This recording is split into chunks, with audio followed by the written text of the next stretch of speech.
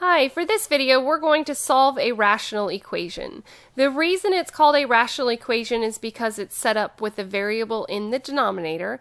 So anytime your variable is in the denominator, it's considered a rational equation. And what we want to do is to get rid of the denominator. So in order to get rid of the denominator, we are going to multiply by the lowest common denominator. So the first thing that we want to find is the lowest common denominator. In this case, it's very easy because the only denominator that we have is x minus 3.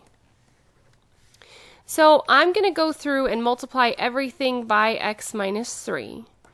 As long as you multiply everything in the equation by the same thing, it does not change the expression or the value of the equation. And with this one, the two that have the x minus 3, this ends up canceling out.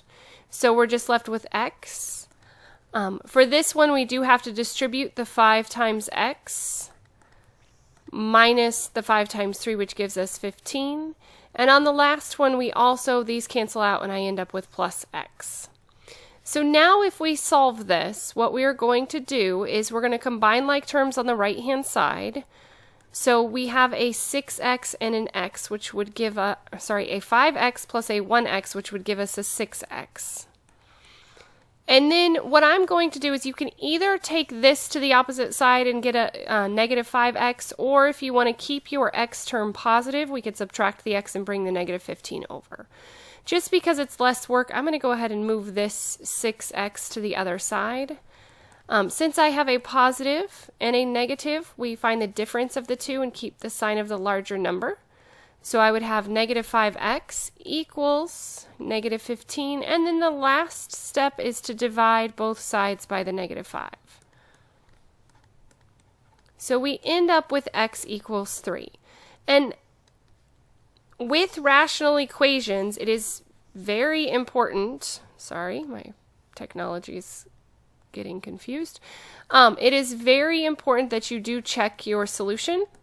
And for this one, notice that when we plug this back in, we have 3 minus 3 in the denominator, which gives us 0 in the denominator. And this is always undefined. Since I have 3 divided by 0, this is undefined.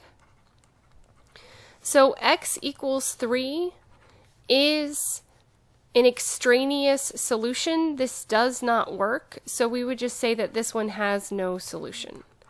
As always, thanks for watching. Please make sure to check out all of my other video content. If there is a topic that you need help with that you do not see, please just let me know. Thank you. Have a great day.